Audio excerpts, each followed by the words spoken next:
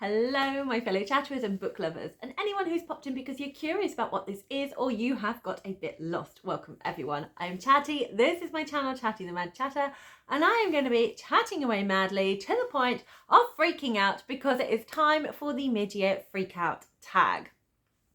So if you are new to BookTube, the mid-year freakout tag is a tag that booktubers, it's like a staple, they all enjoy doing it. It's just basically a reflection on what we've read this year with some kind of leading questions.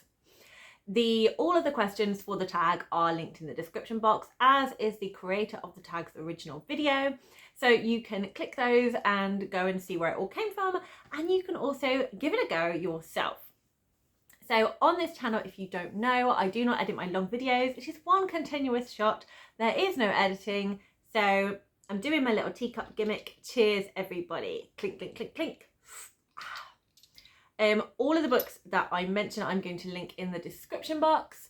So you can go and find out a little bit more about them, because my synopsises are not going to be big or around at all. We will see.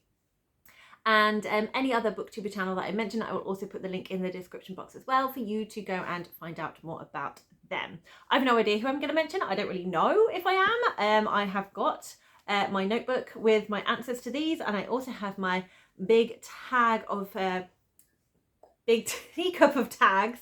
I'm not going to be randomizing it this time. I am just going to be doing it in the order because I don't think my brain could cope with it, quite frankly. Also, I do a New Year freak out because I like to give the second half of the year as much attention as I give the first half of the year. So I wrote the tags the first time round for the New Year freak out. So I need to try and make sure I change the wording slightly so it makes sense. So apologies if I'm really confusing, but we're going to do our best to try and not be too chaotic. So I think that's everything I was going to chat about. Covered all the bases, so we're just going to dive into the tags. So the first tag from the big mug of tea is tag number 1. What is the best book you have read in 2024 so far? So usually when I do this video, I try and make sure I don't talk about books the same books too many times. Like, other people do it differently, and that's absolutely fine, but I'm very indecisive. I have so many books that I want to give a lot of attention to. I find it really hard doing things like ranking my books or saying which is my favorite. So I usually speak about quite a lot of books at once. This year I'm finding it even more difficult.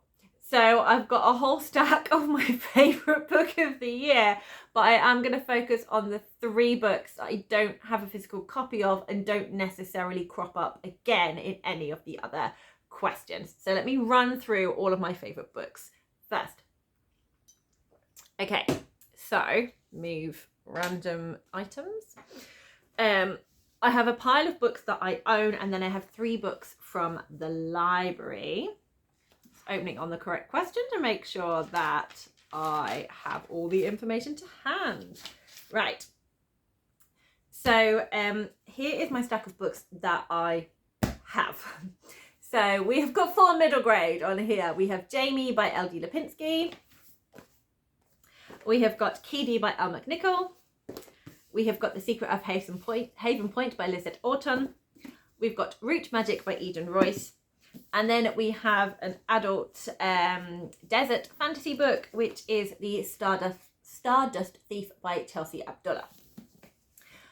Those are all my favourite books. And then the 3 books that are also my favourite books, which are at the library, where I got them from the library and I don't own a copy myself, although they are on my list now, are the ones I'm going to be telling you a little bit more about. So top of the list we have Uncomfortable Labels by Laura Kate Dale. I cannot remember the other 2 authors, so please look in the description box where I will put the authors. My video prep has not been amazing this time around, so I'm sorry about that. But Uncomfortable Labels is a memoir by Laura Kate Dale, and it is her story of what it was like to grow up as a trans woman and trans girl, then a trans woman, and also be autistic. And it was just this really amazing account that just like opened my eyes as to how sometimes these two things could be like in conflict, and like certain things will be missed because when they were looking at her as a child in terms of like autistic traits, they were looking for male autistic traits, not female ones.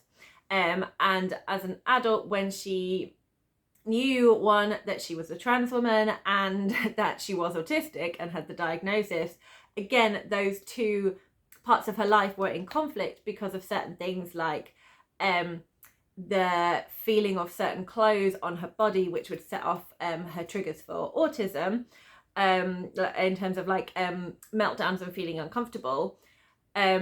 She needed them to present as female, as feminine, as a really feminine female for her appointments, for sort of being able to access I can't remember the right terminology, gender affirming medication and gender affirming surgery that she wanted. So it was just a really fascinating look at, one, what it's like for her to be autistic, and two, what it was like for her to be a trans woman. And it was just a really powerful story. I really loved her authorial voice, and I really hope that she has more work out that I can read. Another book I also read in the same month, this is I'm Afraid of Men, and this was a really tiny little book, and it was sort of like a selection of essays. It was broken into like one section where they were directly referring to you, and just really exploring our way of looking at gender and our way of looking at femininity, and how like toxic masculinity is really sort of just harmful for a lot of people, and also just how not only men's view of gender but also women's view of gender, and how this kind of triggered her anxiety and her difficulties kind of with relationships and things like that. And it was just, again, it was a really, really powerful read, and a book I think that everyone would benefit from, and it really, really made you think. It was such just a very small book, so easy to read, but really, really packed a punch. And my final favourite book of the year is another middle grade, and it's a graphic novel memoir, and it is the story of two boys, Omar and Hamza, I think, who are living in a refugee camp, and what life in that refugee camp is, how they try and get an education, how they try and make a life for themselves, have enough food to eat, and the fact that a refugee camp is almost like a bit of a prison because they can't leave. Like, there is nowhere for them to go. They have to go through certain forms to be able to find anywhere else, and just what it feels like to be displaced, managing with all like grief and trauma from everything they've gone through. It was just done in such in a really accessible way, and just really opened your eyes to kind of other people's situations. And I thought it was a really beautiful book. So that's the first tag done.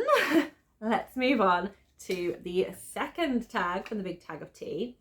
And the second tag is, what is the best sequel you have read so far this year? Not quite as many for this one. I've got two. She says, and it's over there. I have to go and get it. Okay, so one of the books was The Toll by Neal Shusterman. So I read the first book, Arc of a Scythe, 2 years ago. And it has been on my list. I was like, I really, really need to carry on and finish this series.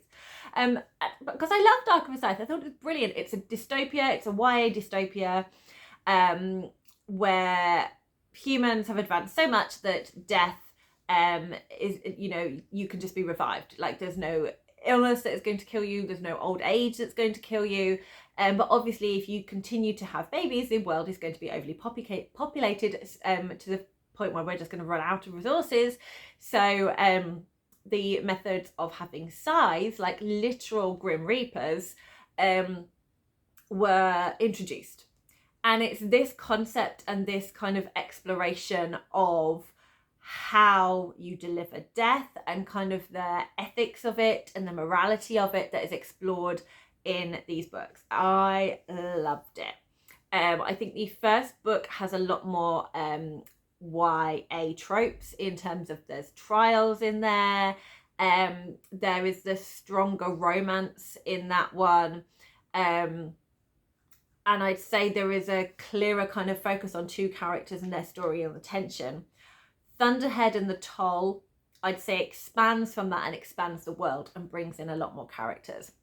And the Toll picked up where Thunderhead left off and just beautifully pulled all of this to a close. So all of the character threads, all of the morality complexities, just pulled it all together, and it was incredible. I absolutely loved it so much.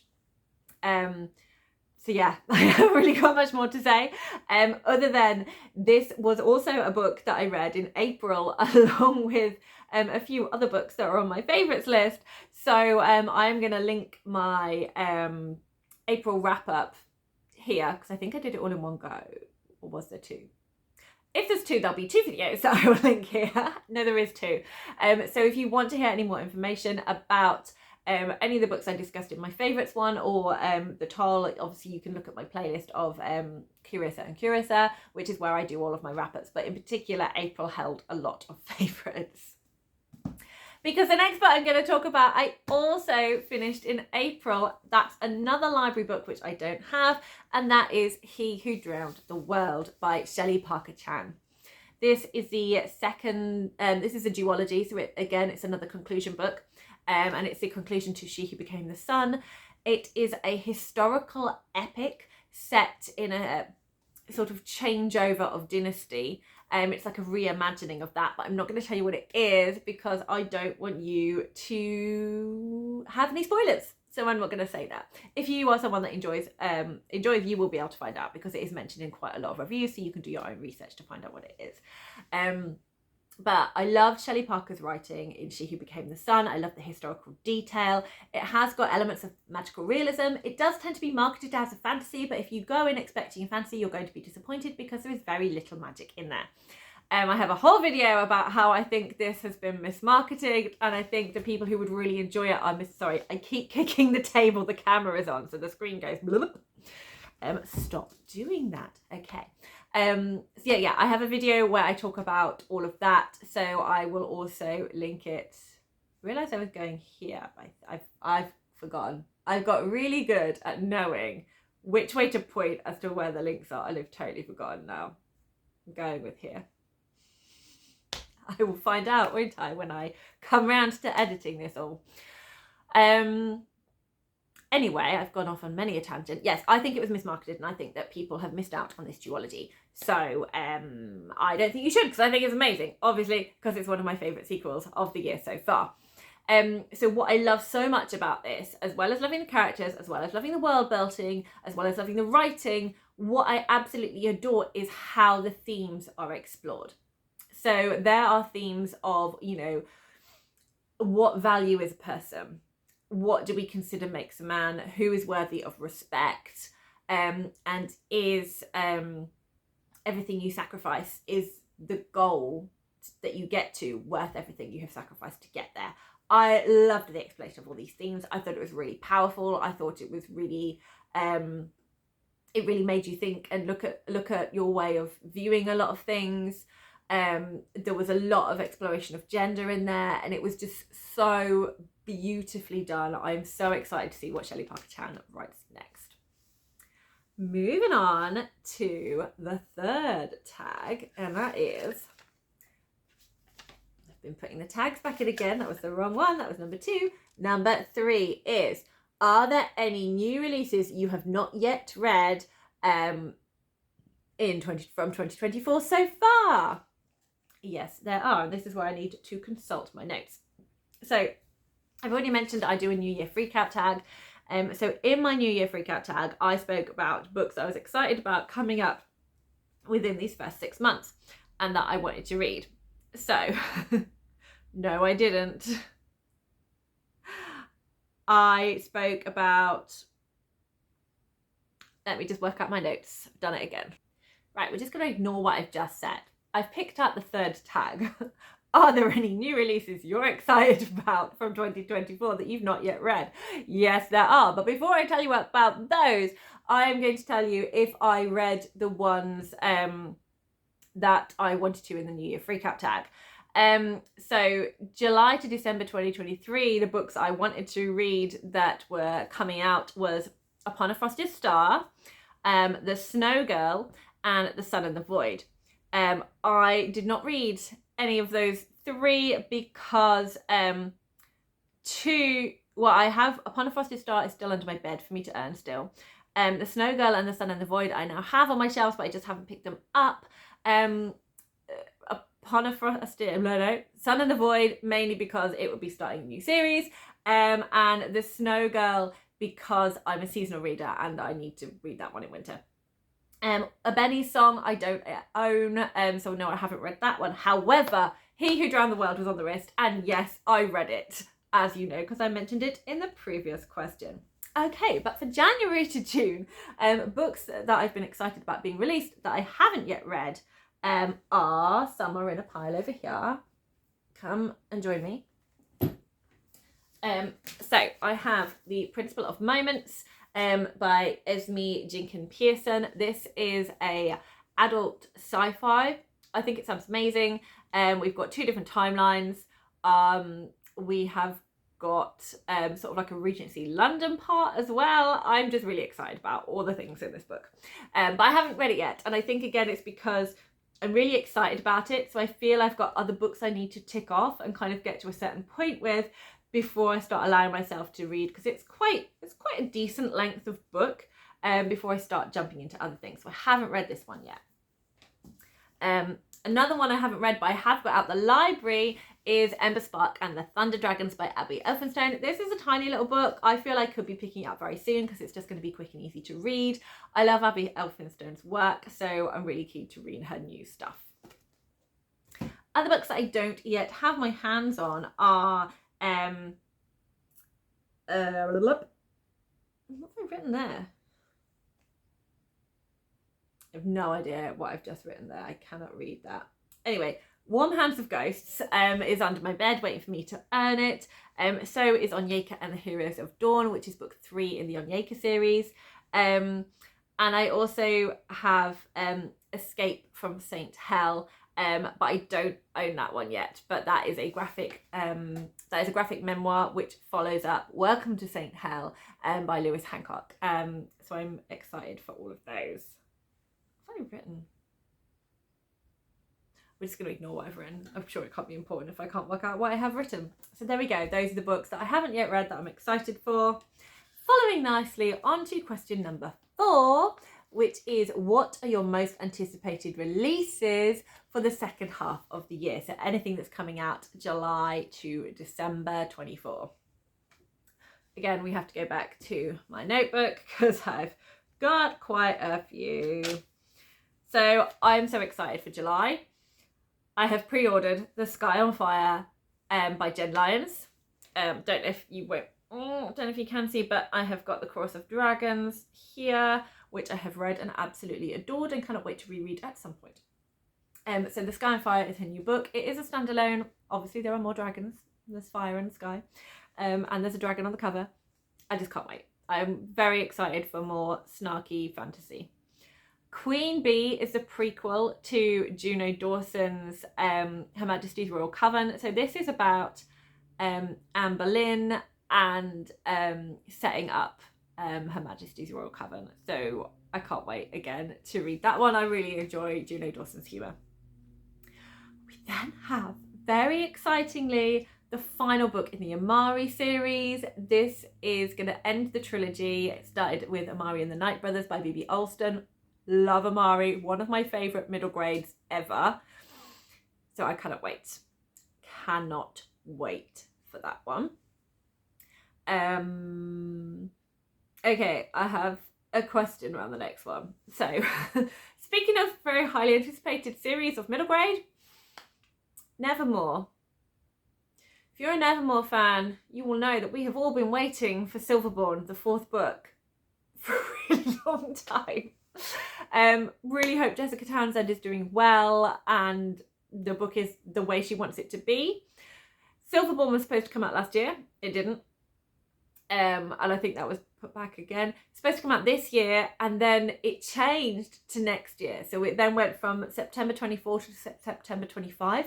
It's now back to September 24. Everywhere that I've looked, it's gone back to September 24. However, still no cover. So I'm not sure. I'm not going to get excited, but I'm just going to throw it out there. If it is released, obviously I will read it and be incredibly excited. Drown Me in Dreams, I'm really excited for. This is the follow-up to Sing Me to Sleep, which is a YA fantasy about a siren. Wisteria, the final book in the Belladonna trilogy. Cannot wait for that. Have loved that series. The Fury of the Gods, which is book 3 in the Bloodsworn saga. I finally read The Hunger of the Gods end of last year, I think. And I'm so hyped now. So hyped for this one. P. Jelly Clark, who's one of my favourite authors, has another book. I thought it was a novel, but it's a novella. Anyway, I'm excited, and that is The Dead Cattail Assassins. And finally, I have Ziran J. Zhao's Heavenly Tyrant, which is the follow-up to Iron Widow. Is going to be released in December. Fingers crossed. It is long overdue because the publishers are being weird. You might have noticed a Sanderson-shaped hole in this list, but that is because I read Stormlight Archive in paperback, not hardback. So for me, I'm not going to be reading it then. Okay, let's move on to... I won't give anything away. Tag number 5, your biggest disappointment from the first half of the year. Well, speaking of Sanderson... The Frugal Wizard's Guide to Medieval England by Brandon Sanderson was my biggest disappointment. I knew it was going to be not his usual style. I knew it was a book that he kind of wrote on a whim in lockdown. So I had low expectations going in, but this book fell below them.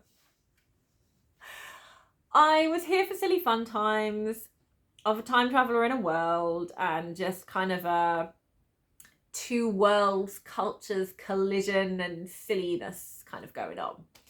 I didn't really enjoy the everyman born identity storyline that was also going through this as well. It kind of felt jarring to the fun fantasy we were having. And it just didn't gel together in my opinion. I just kind of didn't care about the characters and just nothing felt really that fully fleshed out, and I just didn't like it. So that was a very big shame, and we're going to move on from that one quite quickly to tag number 6, which was your biggest surprise from the first half of the year? So I don't have either of those books on me. One I do own, and that is The Secrets of a Sun King by Emma Carroll. But I can't find which book stack I've put it behind, and I really don't want to waste a lot of time trying to grab hold of it. So Secrets of a Sun King by Emma Carroll is a children's middle grade book. It's a historical fiction middle grade. And I had high hopes, so I was quite expecting to enjoy it. But I just absolutely fell in love with Emma Carroll's writing. It was everything I want from a middle grade. Like, I felt really taken care of.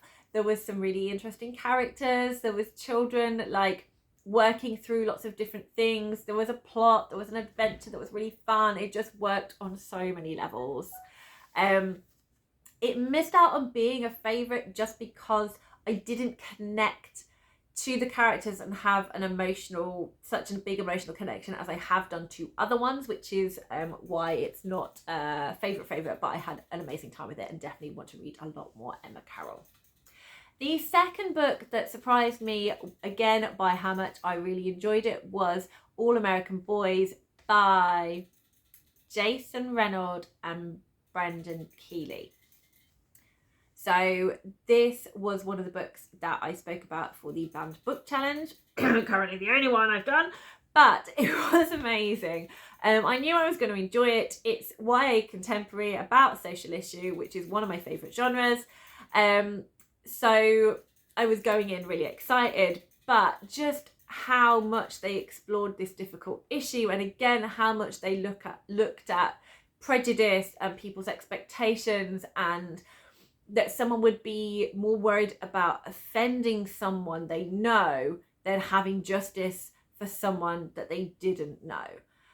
And also looking at just navigating those difficult conversations and looking through different people's viewpoints, and just again how we do not value some people's lives compared to others. And so yeah, it deals a lot with racism, police brutality, and that's why it's been banned, because it makes people uncomfortable. But it was such an amazing book and I really, really loved it. So I need to get another tag out the tea, and I think I need to swap over my book pile, so I'm gonna do that one first.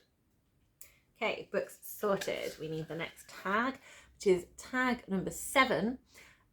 Who is your new favourite author? So for me, new favourite authors mean I've previously read something different from this author and still enjoy their work a lot, like to the same level. So I've got 3 to talk to you about. I have got Becky Chambers. I have previously read the first book in the Wayfinders quartet, A Long Way to a Small Angry Planet. But this year I read her novella, duology, the Monk and Robot series, A Psalm for the Wild Built and Prayer for the Crown Shy. I borrowed them out of the library, hence me not having them to hand, and adored them. I just love how real her characters are and just how detailed her world building is, and I get all the warm fuzzies, and I just really love that. My other new favourite author, I could be kind of premature saying this one, but because I've only read from a certain style from her, and it's only 2 books, but that is Elle McNichol. A Kind of Spark is one of my favourite books. Keedy is one of my best books I've read this year. And I have it the same level of A Kind of Spark. It gave me different things, but I love them both so much. I have heard people say that they didn't love the fantasy ones as much as they love the contemporary. So she's got a sci-fi and 2 fantasy books. But I just feel safe to say that I would consider her a favourite author. And my final one is Jason Reynolds.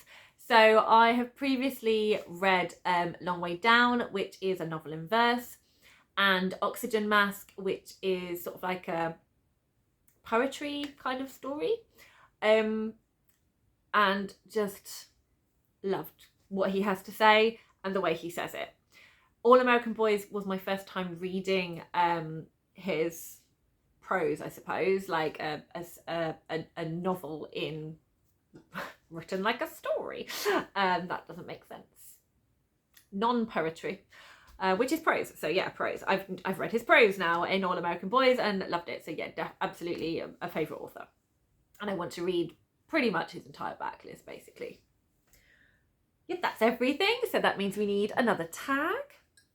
So the next tag is tag number 8. It is the cringy question. It is, who is your newest fictional crush? Well, sadly, I have not met another Brashen Trell or an Aragorn, so I do not have one. I have a very niche fictional crush, a few and far between. So usually I have said like any kind of like romantic storylines that I've really loved. The romance has been fine, but nothing that has jumped out at me like previously, where I really loved the relationship in the Belladonna series, or the growing affection in the Magic and Murder series by Nicole Glover. Well, one book. I've read one book. So I haven't got anything to talk about. So we're just going to move straight on to my next question, which is, because I don't have that, I made question 8A. So my question 8A is, who are your new adopted book babies / children? So by book babies, they're basically, I feel very maternal towards these characters. It doesn't matter whether or not they do have a paternal figure. I don't know exactly what my criteria is, but something about them makes me want to look after them, give them a big warm hug and try and help them. So I have 6 that I'm going to talk to you about. So first of all, I'm going to start with one that I haven't mentioned yet, and that is Queenie from Queenie by Candice Carty-Williams. So Queenie is such a warm character that is struggling with life and therefore doesn't make the best decisions, but they make sense for her, for what she's trying to go through. There's some amazing friendship in here, and there's some interesting explorations of her family life. And I just really enjoyed reading this so much. It was a brilliant read. It would be a favourite, but I have so many favourites. But Queenie I definitely adopted because she's just so lovely. And I'm so pleased that she has good friends around her. Wow, 2. My next adopted person is a child character this time. It's Jamie from Jamie by L.D. Lipinski. Jamie is a non-binary child, and this book is so good. It's so good at exploring what it's like to be non-binary and how people can be really accepting and, you know, trying to support you when they don't have to confront anything too difficult. But when you're asking them to do something that might change the world as you know it, that's when sometimes they find it harder to be inclusive. And it's clear that actually more discussion needs to happen, more knowledge needs to be given out, more awareness, more discussions about what it is like to be non-binary and what it means for people, and how to approach people and deal with things, and how we are struggling against our society. We've got a long way to go before we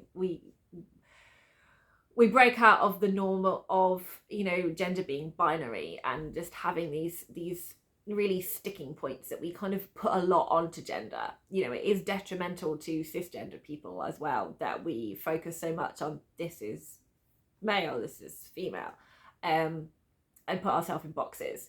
I loved the heartfeltness that went through here. It was just beautiful. And Jamie, I just adopted them just because they're gorgeous. I now have the protagonist from Sisters of the Lost Marsh by Lucy Strange, and this is Willa. I love Willa's strength. I love Willa's care for her family. I love the different relationships she has with her sisters, and she's taking on so much, and there is also a big burden that she has in terms of her relationship with her father.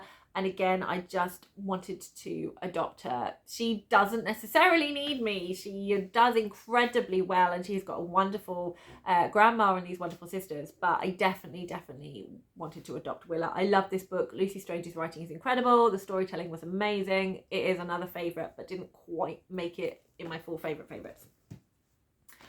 Okay, we have 3 more to go. We're halfway through my book babies. My next one is En Route Magic by Eden Royce, and it is Jezebel. She has a twin called Jay, I think he's called. Jay. Jezebel sort of struggles in the community that she's in. She is from a family where they are they practice rootcraft. And this is looked down on by some members of the Black community. And and definitely by a lot of the people in the white community. So she's also facing discrimination from her normal roots, as well as, you know, racism. So I suppose there's a certain amount of classism there as well. She's also really clever. She doesn't have any friends, so she really wants to have a friend. She's also dealing with a lot of grief from a family member dying, trying to work out how to fit in at school, trying to work out dealing with learning to do root craft herself, and what that means to her. This was a beautiful book. It looked so much at, like, again, humanity, and all the things, you know, and making the right choices in the right time. It was so heartfelt. And yes, Jezebel, again, absolutely just wanted to bring her home. She was so delightful and just has such a big burden to be dealing with. My final two characters that I want to adopt are from The Stardust Thief by Chelsea Abdullah. And they are Mason and Luli. Mason is a prince and Luli is a merchant known as the Midnight Merchant that procures highly interesting jinn artifacts and things that a lot of nobles and rich people are interested in. So they have very different backgrounds, and I have maternal feelings towards them for very different reasons, but they both have this feeling of not quite understanding where they belong in the world, trusting people, and knowing how to go through life. I don't want to say any more because I don't want to spoil a load of stuff if you haven't read it, but I had an amazing time with this book. It was a fantastic adventure. I love the magic, love the characters, love the plotting, but yes, Mason and Luli, more book babies.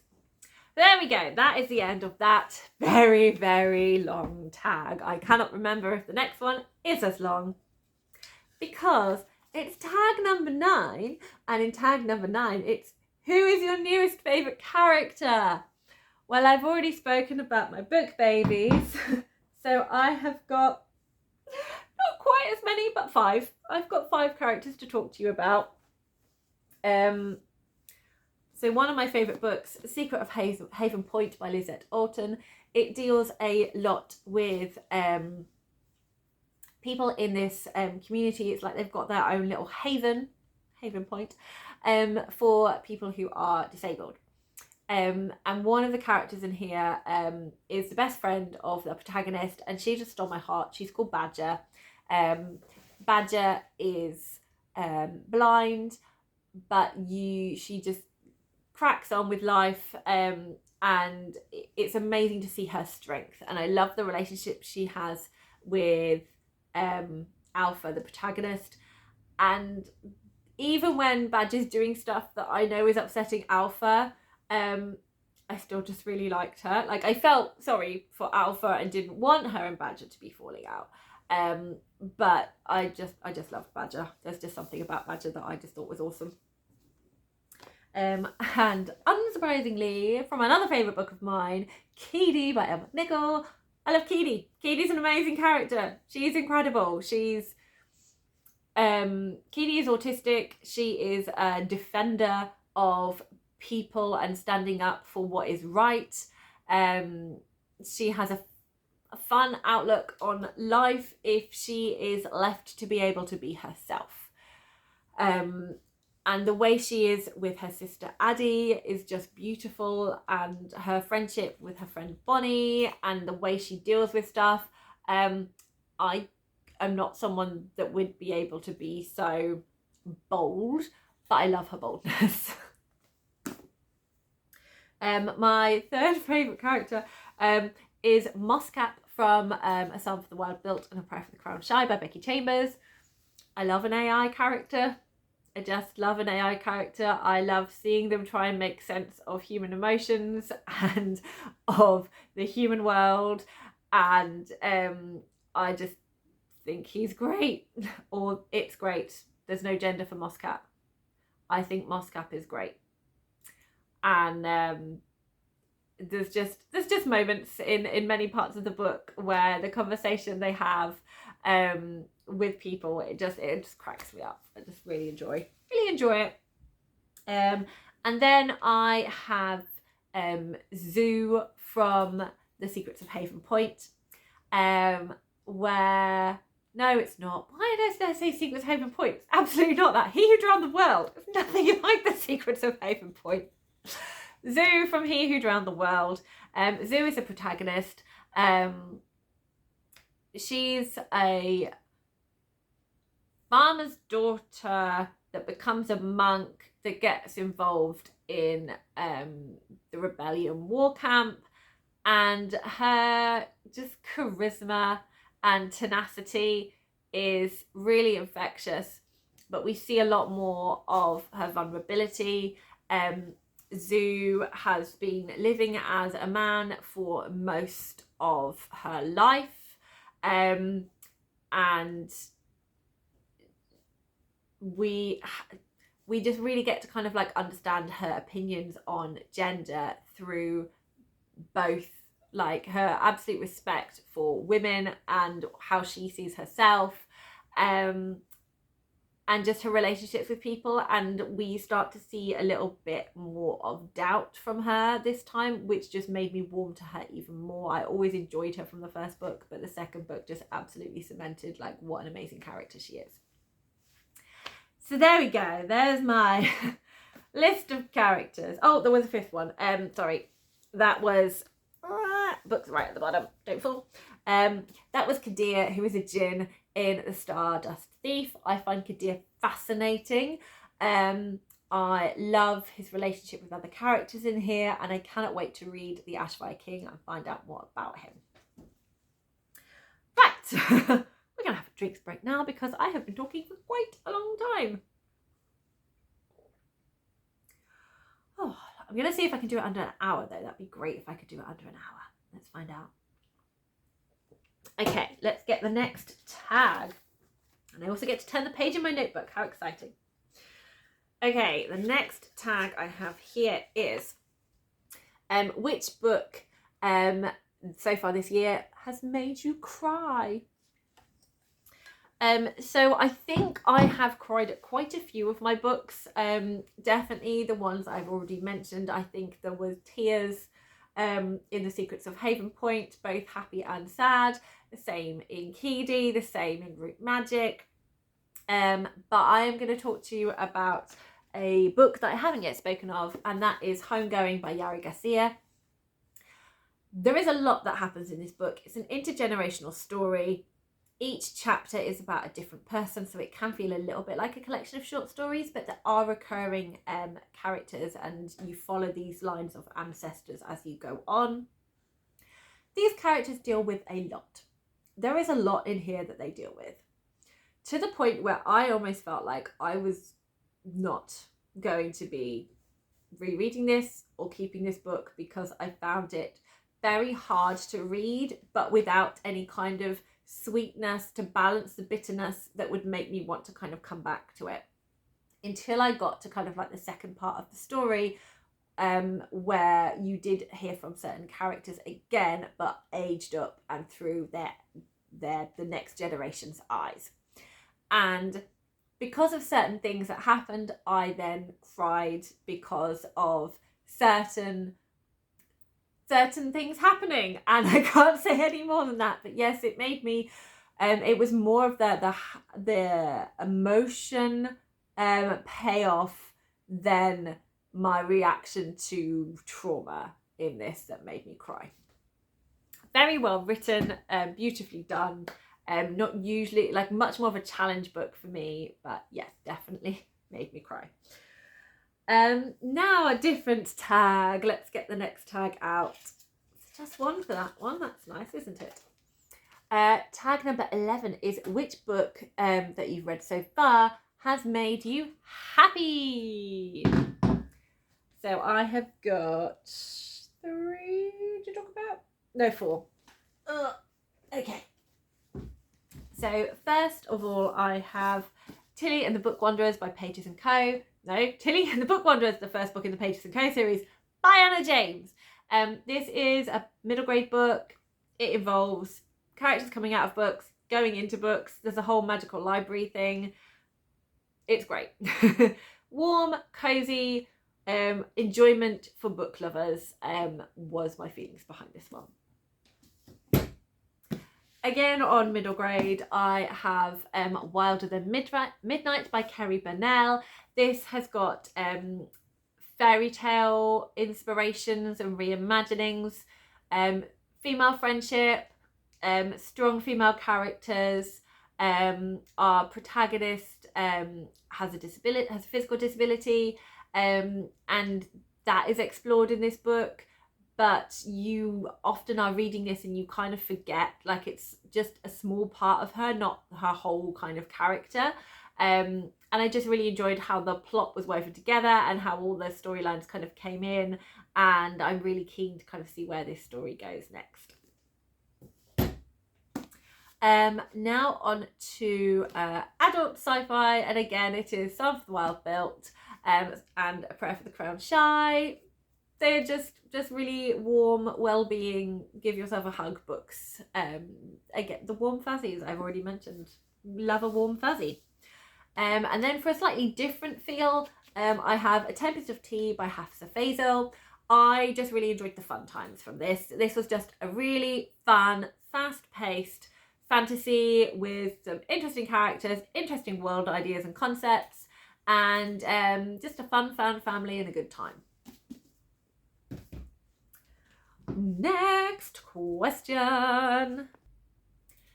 So the next tag is, what is the most beautiful book you have bought or received so far this year? Now, originally when I was thinking about my answers for this, I found this really hard because I've just done a spring book haul where I go through a lot of my books. On pretty much the last 3 months of books I hauled. And I was like, I've just literally spoken about these, trying to pick what was my favourite from them.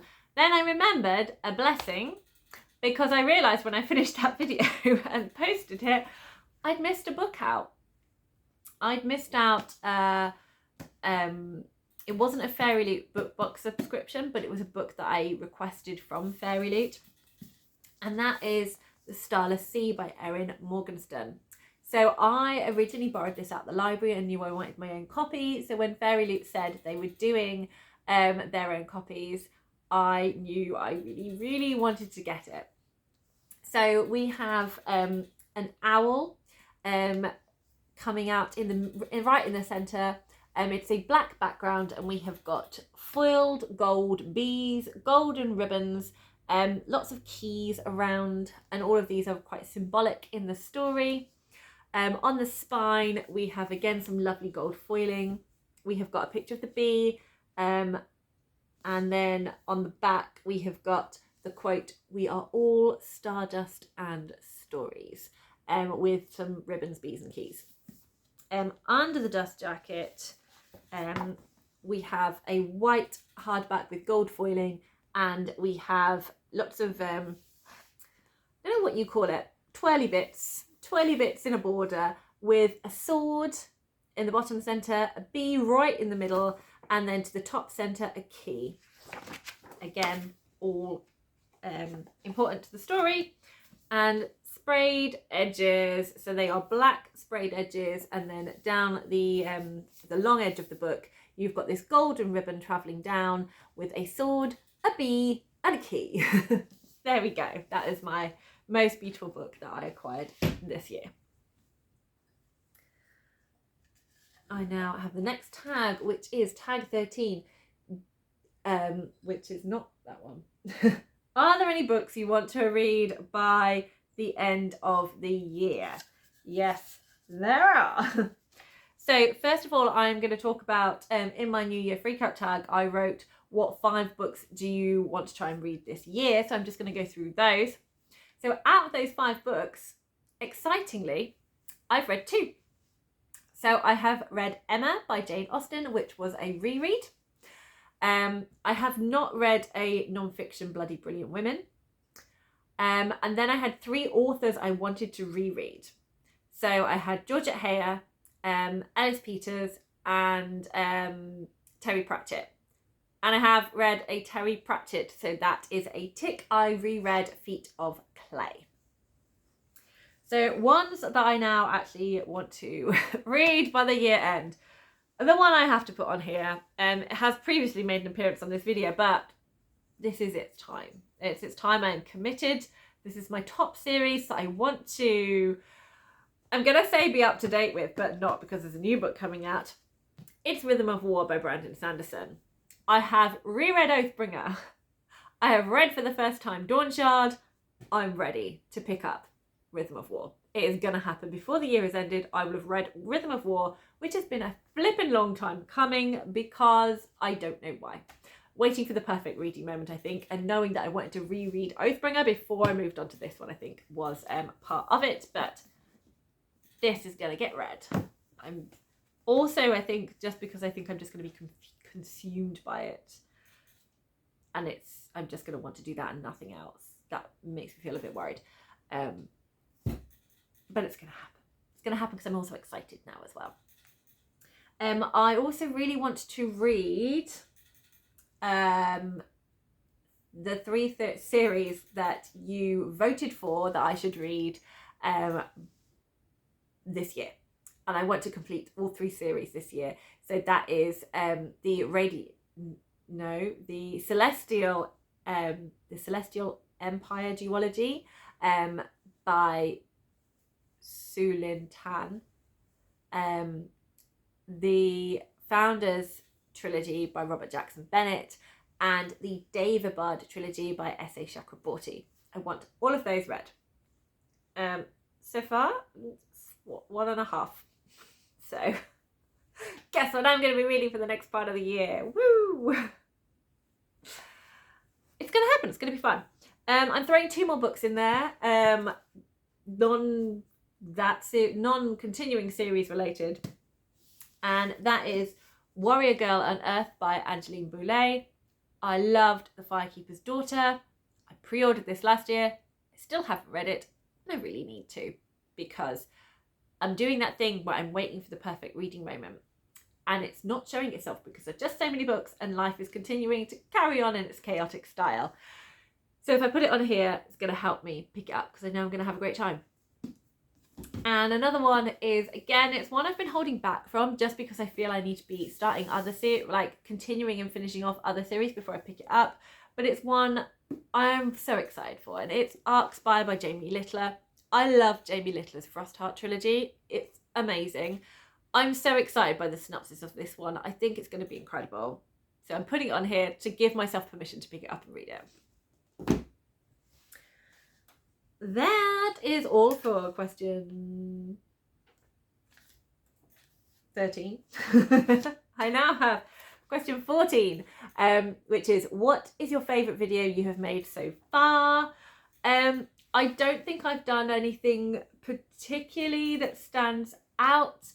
I think the videos that I have enjoyed, because I get to talk about books so much, are some of the recommendation videos I've done. So I did a recommending books by trans authors video and a recommending books for the Spoonies readathon video. I also did recommending books for your middle grade books for your zodiac sign as well, which was a lot of fun. So yeah, I enjoyed the recommendation videos. I also did enjoy doing some silly skits for the bootcamp readathon. So I had some silly bits before doing a tag and before doing is it an announcement or my TBR? I think it was an announcement video for taking part in the bootcamp readathon. So that was fun to be silly, and it's quite interesting to try and do stuff like that when you are doing a continuous shot and not actually editing, because the pause button can be quite dangerous sometimes. I'm not going to do tag 15. I usually do tag 15 and really enjoy it, and that's which booktuber videos or things you've seen on booktube have you enjoyed a lot. I'm not ready to do this now, and I'm going to do that when I do my end of year tag. And the final thing in the big tag of tea that's coming out of the cup is tag you are it. So why not do this tag? If you have a booktuber channel, then please link me in it so I can see your video and have a watch of what books you have been enjoying so far.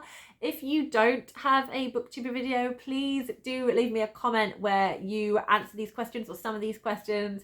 That would be really, really fun to hear about what you have been reading so far. So happy reading, everyone!